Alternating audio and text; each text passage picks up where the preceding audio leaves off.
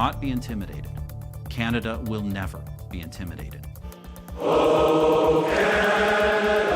Members of Parliament get back to work the day after a shootout and lockdown. Sergeant-at-Arms Kevin Vickers gets a standing ovation for his bravery.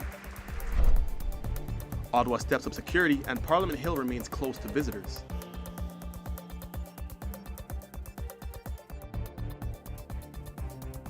With you from our newsroom here at Humber College North Campus. Parliament resumed this morning in the wake of yesterday's attacks in Ottawa. Prime Minister Stephen Harper and his wife laid a wreath at the site of yesterday's shooting of Corporal Nathan Cirillo and at the National War Memorial in Ottawa. Police say the shooter acted alone. They say after he shot Cirillo, he opened fire in the Hall of Honor in Centre Block and was killed either by RCMP or the Sergeant-at-Arms. Harper spoke this morning in the House of Commons to begin an emotional session.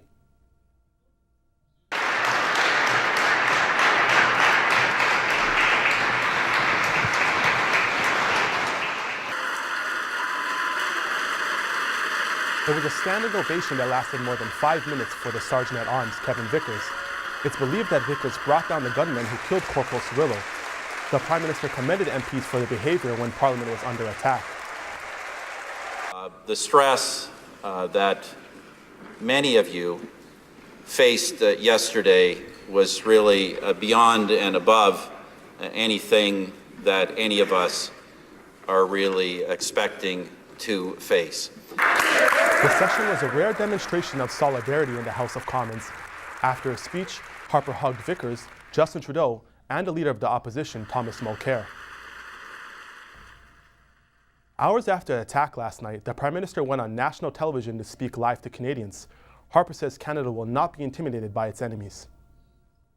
In fact, this will lead us to strengthen our resolve and redouble our efforts, and those of our national security agencies, to take all necessary steps to identify and counter threats and keep Canada safe here at home. Just as it will lead us to strengthen our resolve and redouble our efforts to work with our allies around the world.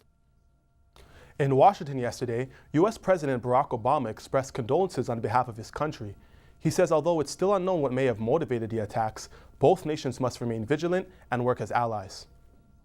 I pledged, as always, to make sure that our national security teams are coordinating very closely, given not only is Canada one of our closest allies in the world, but there are our neighbors and our friends. The Queen was among world leaders to express condolences for yesterday's attack in Ottawa. In a statement on the Governor General's website, she says, "Prince Philip and I were shocked and saddened by the events in Ottawa yesterday. Our thoughts and prayers are with all those affected." The Queen is represented by the Governor General of Canada, David Johnston. The attacks left 2 men dead and one hailed as a hero. As we said earlier in the newscast, Canada's Sergeant-at-Arms Kevin Vickers received a hero's welcome in the House of Commons today.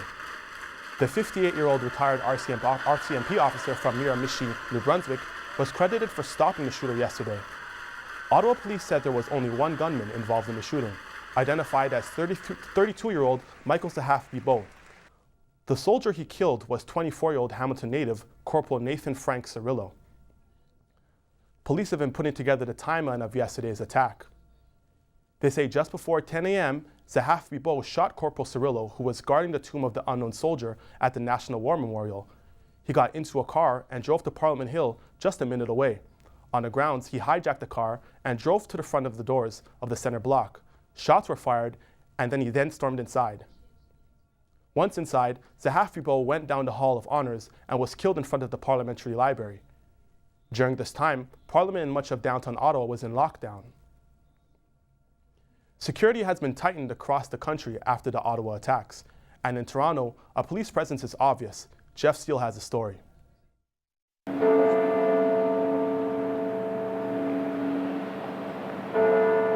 Flags at half-mast and increased security. Ottawa and Toronto are over 400 kilometers apart, but yesterday's shooting at Parliament Hill still resonated in Canada's biggest city. Following the shootings, Toronto Chief of Police Bill Blair released a statement saying there is no known critical threat, but it is a very busy day. We will have more police at any place where the presence of police can reassure citizens. The Toronto Transit Commission also released a statement within hours of the shooting in Ottawa, ensuring commuters that increased safety measures would be put in place to maintain a safe environment. I spoke to some commuters regarding their safety concerns following the shootings. Do you feel safe riding on TTC? Yes, I do, yeah. I heard about the news in Ottawa from the Italian station radio. And I heard that. I think the problem is more for USA. Canada is safe. I definitely feel very safe on the TTC, absolutely.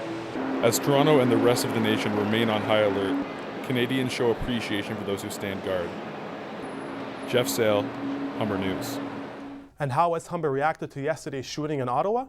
Our reporters took to the hallways to get your reactions to the attack and what you think should happen moving forward. Well, I was kind of confused and I wanted to know a lot more about it because with the whole ISIS crisis, if you will, sorry with the rhyme there, it's kind of scary to hear about something like that, especially so close to home, right? I wanted to know if it had anything to do with that, and if so, what are we gonna do about it, right? Well, I actually have family and friends in Ottawa, and I actually have a family member that works at Parliament, so it was very shocking to me, and I felt really uncomfortable about the situation, but I was watching it very closely. I don't necessarily feel like I'm under danger. I think there's measures that could be taken to make the city a little bit safer with like also recent shootings in schools and stuff like that, but I don't necessarily feel paranoid or that I have to watch over my shoulder or something. Obviously, like especially in the Parliament buildings, I think it needs to be heightened for sure so that we can avoid situations like this in the future. In terms of our national security, the security at airports is already pretty high. I don't know what they could do to improve it, but definitely at the Parliament buildings it needs to be increased. This is Canada. You don't really anticipate this kind of things to happen. That's why it was kind of like, all over the place. When we come back, we'll tell you what's happening in the world of sports, and Adriana Zhang will have your 3-day forecast. It's a beautiful day out without a cloud in the sky. We'll have your 3-day weather forecast and more after the break.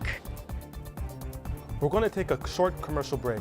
When we come back, we'll have all your sports news.